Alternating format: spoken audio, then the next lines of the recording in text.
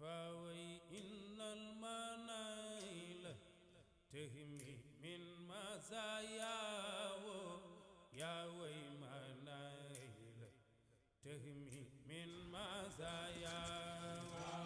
Les dimensions mystiques de Serigne Babacar Sy radiallahu ta'ala anhu. Que se cache-t-il derrière ce Khutbul Akhtab? Beaucoup de personnes aiment Serigne Babacar Sy, mais peu d'entre eux le connaissent réellement. Moulaye Cheikh Ahmed Tidiane Chérif a donné à Serigne Babacar Sy un privilège qui fait que tout disciple Tidiane dont le wird est agréé par Cheikh Tidiane ressent forcément un amour sincère envers Serigne Babacar Sy.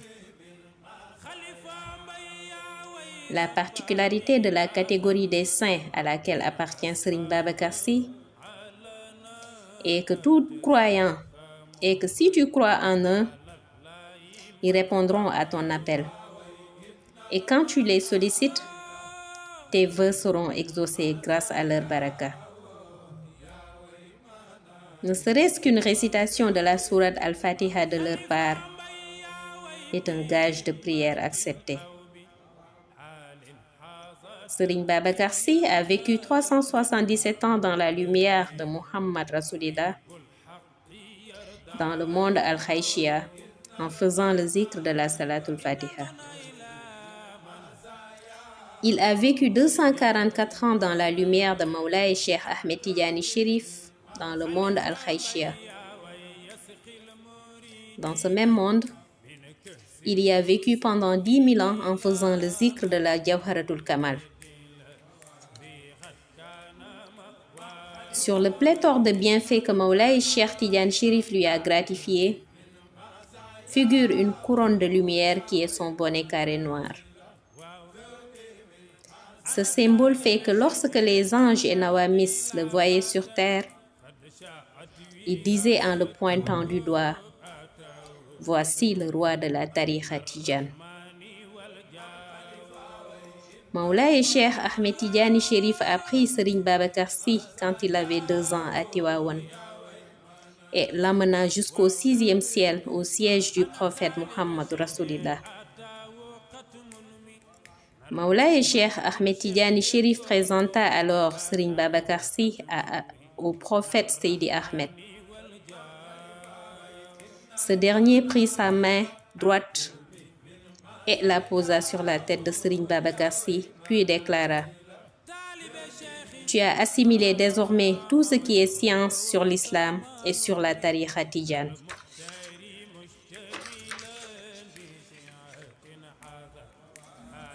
À l'âge de 7 ans, Serigne Babacar Sy assimila toutes les sciences émanant du monde Khaïb grâce à une éducation spirituelle personnelle qu'il faisait de son propre gré.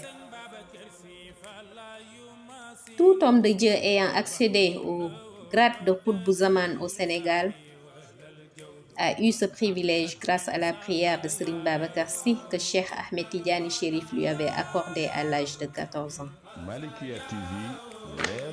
Grâce à cette prière, Serigne Babacar Sy est le seul Khutbul Akhtab qui, lors de l'intronisation d'un Qutb Zaman à la Hadratul Ilahiyya, prend la main de ce dernier pour l'installer sur le podium.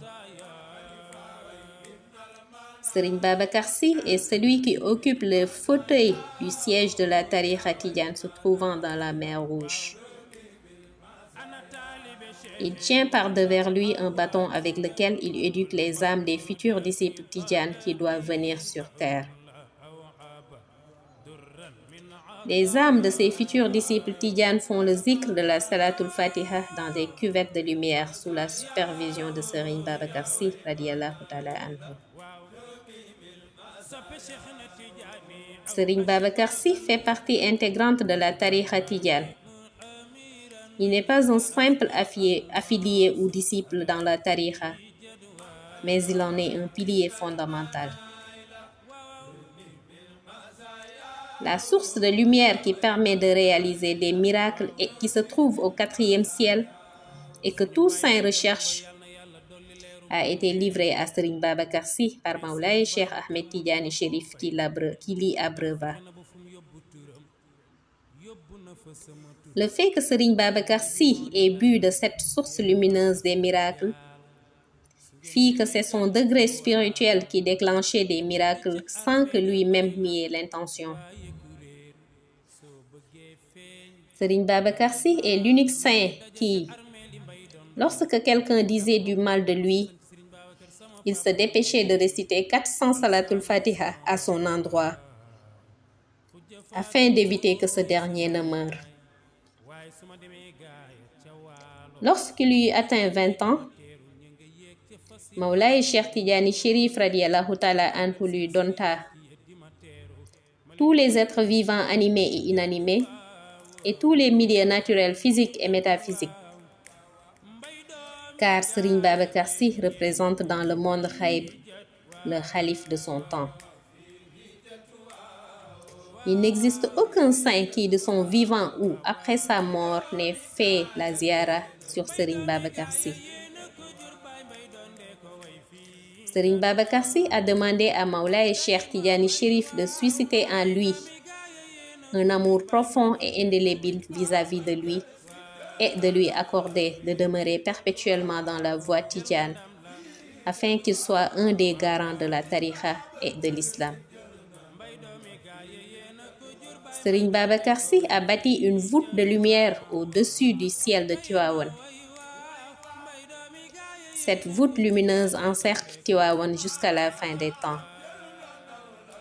C'est pour cela que cette cité religieuse fait partie des villes les plus lumineuses spirituellement au Sénégal. Et cela, ceux qui sont dotés de vision intérieure, c'est-à-dire Basira, le confirmeront.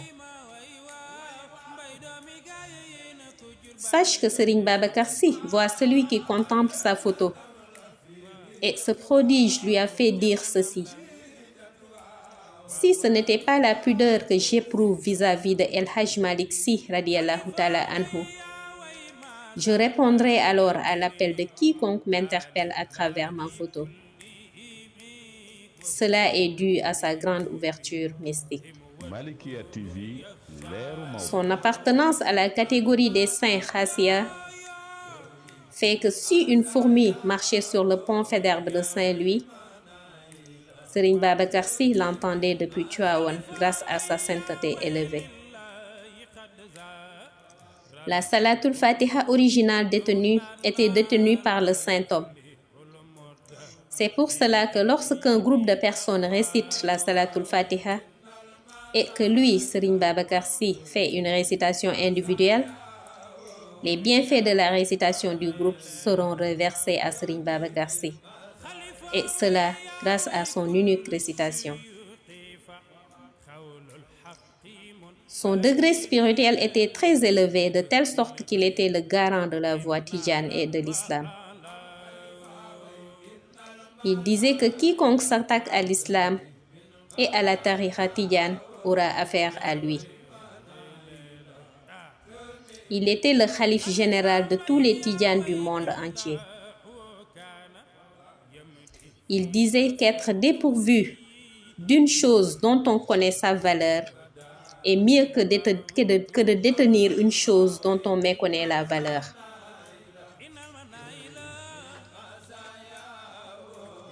L'héritage mystique de Serigne Babacar Sy a été cédé à Serigne Cheikh Ahmed Tidiane Sy Al Maktoum. Il y avait durant le règne de Serigne Babacar Sy un homme qui s'était rendu au Mali pour solliciter des services d'un féticheur de renommée, dans le but d'ensorceler Serigne Babacar Sy radiallahu ta'ala anhu. L'homme désirait la mort du saint homme et le confia au féticheur qui lui demanda de lui donner le nom de Serigne Babacar Sy. L'homme lui mentionna le nom du saint homme. Le féticheur lui expliqua qu'il va jeter un sort à Serigne Babacar Sy et pour cela, il va utiliser le cœur d'un âne. Puis après cela, il inscrira des signes kabbalistiques avec le nom de Serigne Babacar Sy sur une tablette en cuivre. Quiconque dont le nom était inscrit sur cette tablette mourait sur le champ. Sur ce, le féticheur tua un âne et le dépeça, mais il n'en trouva pas le cœur. Il nota également l'absence du cœur chez le deuxième âne qu'il tua. Néanmoins, un cœur se trouvait chez le troisième âne tué.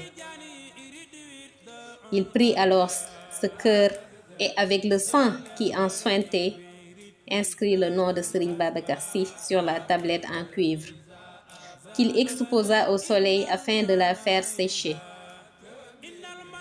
Cependant, la tablette en cuivre exposée au soleil ne sécha point.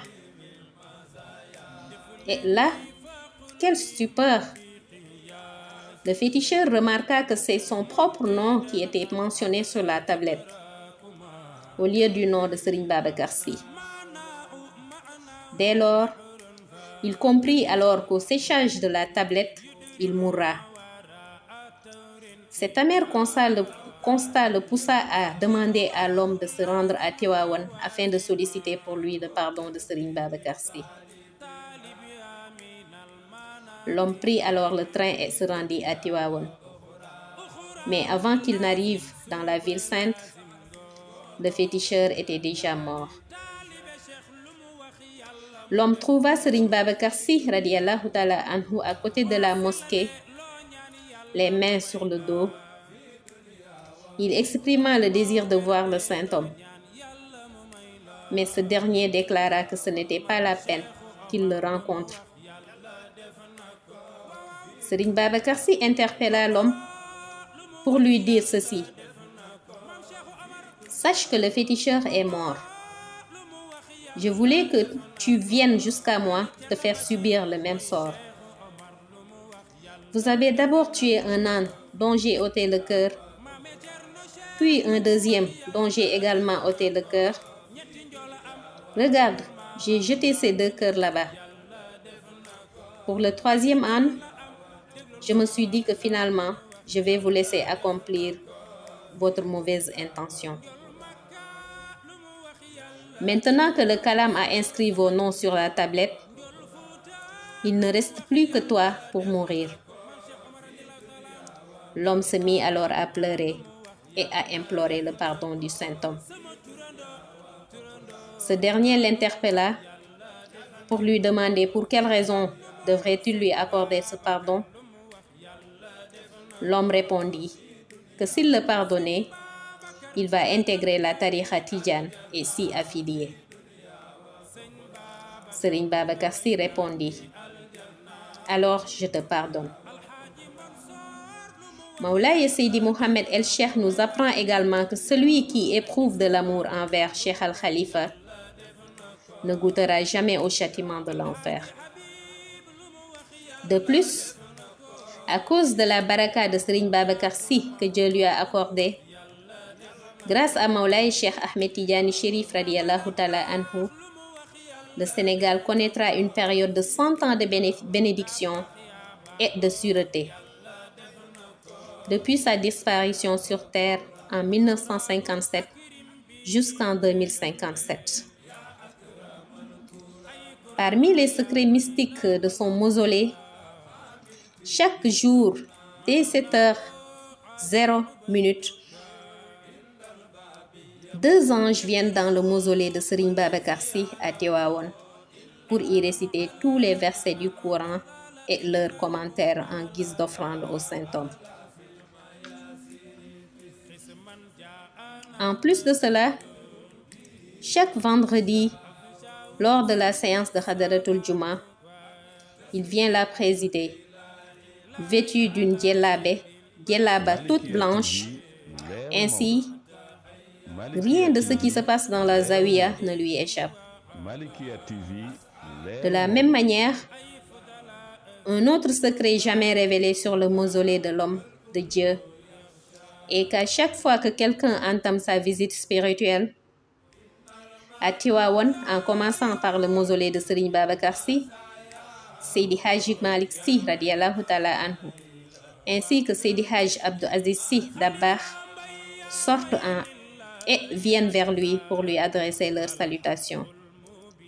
Ce qui n'est pas le cas lorsqu'on débute par les autres mausolées.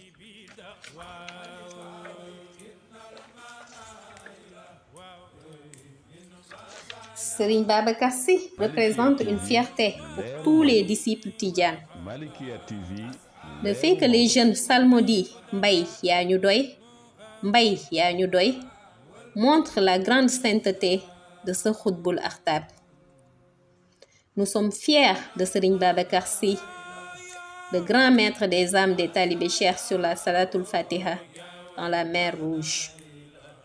Nous demeurons toujours étonnés de voir ces super pouvoirs des grands disciples de Cheikh que leur maître Maulay Cheikh Ahmed Tidiane Chérif leur a décerné.